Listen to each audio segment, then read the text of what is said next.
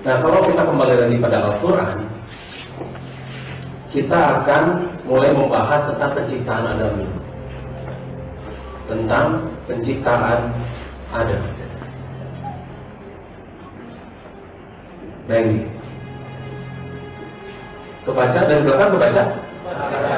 Dari belakang sekali kebaca? Kalau enggak, pakai teropong aja.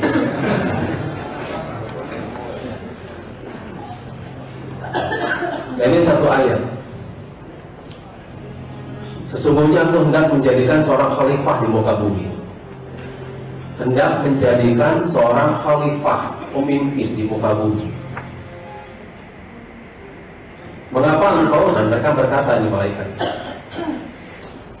mengapa engkau hendak menjadikan khalifah di bumi itu orang yang akan membuat kerusakan padanya dan menumpahkan darah? Padahal kami senantiasa bertasbih dan memuji engkau dan menyucikan engkau. Dan Allah Subhanahu wa Ta'ala berfirman, sesungguhnya aku mengetahui apa yang tidak kamu ketahui. Jadi kasarnya begini, jangan sok tahu loh. Nah, pertanyaannya, khalifah fil ard itu di mana? Apakah hanya di planet ini saja, atau di semua planet-planet yang memungkinkan untuk ditinggali?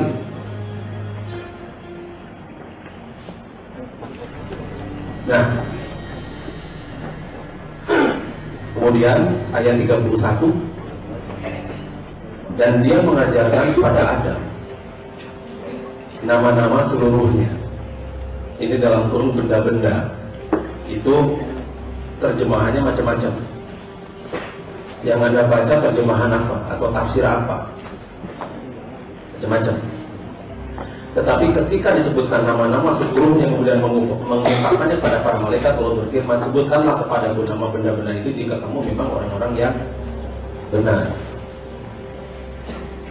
Di sini bukti bahwa ilmu yang diberikan Allah pada Adam itu adalah ilmu yang jauh lebih bermutu daripada yang Allah berikan kepada para malaikat. Maha suci Engkau, tidak ada yang kami ketahui selain dari apa yang telah Kau ajarkan kepada kami. Sesungguhnya Engkau yang Maha mengetahui lagi Maha bijaksana. Di sini sudah jelas ya, sudah jelas, sudah terbukti bahwa ilmu yang Allah berikan kepada adalah ilmu yang jauh mutu daripada ilmu yang diberikan Allah kepada para malaikat. Jadi sekali lagi, ilmu yang diberikan Allah Subhanahu wa Ta'ala pada Adam itu adalah ilmu yang jauh lebih bermutu daripada yang diberikan kepada malaikat, sehingga malaikat jadi minder. Malaikat menjadi minder. Ya, aku nggak bisa menjawab. Nah, dengan demikian, dengan ilmu yang dimiliki Adam, mungkin tidak Adam itu bisa menciptakan teknologi canggih. Karena ilmu yang diberikan Allah pada Adam itu sudah sampai tingkat molekuler. Mungkin tidak. Nah, kalau kita berangkat dari Al-Quran sih pasti mungkin ya. Al-Baqarah 33. Hai Adam, beritahukanlah kepada mereka nama-nama benar. Maka setelah diberitahukan kepada mereka nama-nama benda itu, Allah berfirman, bukankah sudah kukatakan kepadamu bahwa sesungguhnya aku mengetahui rahasia langit dan bumi, dan mengetahui apa yang kamu lahirkan dan apa yang kamu sembunyikan. Dan ketika kami berfirman kepada malaikat, sujudlah kamu kepada Adam. Ingat di sini ya, sujudlah kamu kepada Adam. Tidak ada bahasa sujudlah kamu pada manusia. Maka sujudlah mereka kecuali iblis yang ganda takabur, dan adalah dia termasuk orang-orang yang kafir. Berarti iblis itu jamak.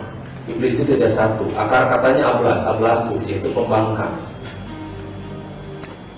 Dan dia dari golongan jin, bukan dari golongan malaikat. Nah, itu suara mati itu.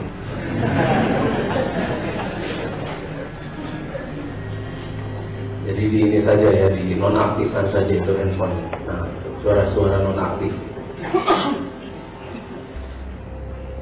Perintahnya sujudlah kamu kepada Adam, bukan sujudlah kamu kepada manusia. Mengapa disuruhnya sujud kepada Adam?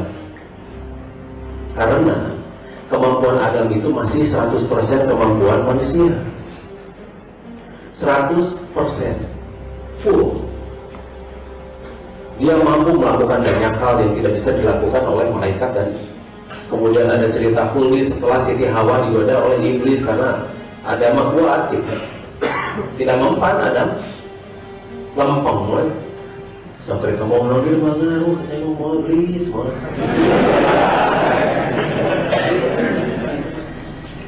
Karena tidak mempan ke Adam, akhirnya yang digoda adalah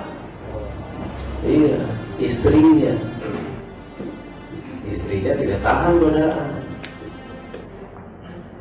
Akhirnya ngelobi suaminya. Cibatullah.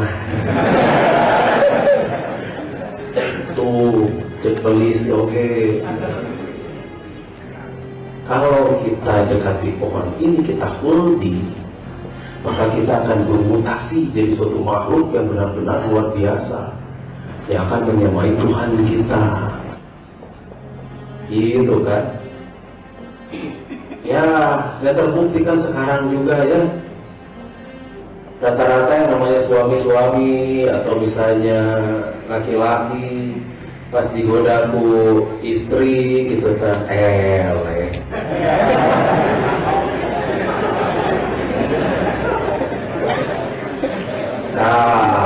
mereka itu tidak lemah ya, yang namanya wanita itu tidak lemah. Bukti ya, lihat banyak tuh laki-laki yang bertekuk lutut. Kunaon senang air receh kuragan.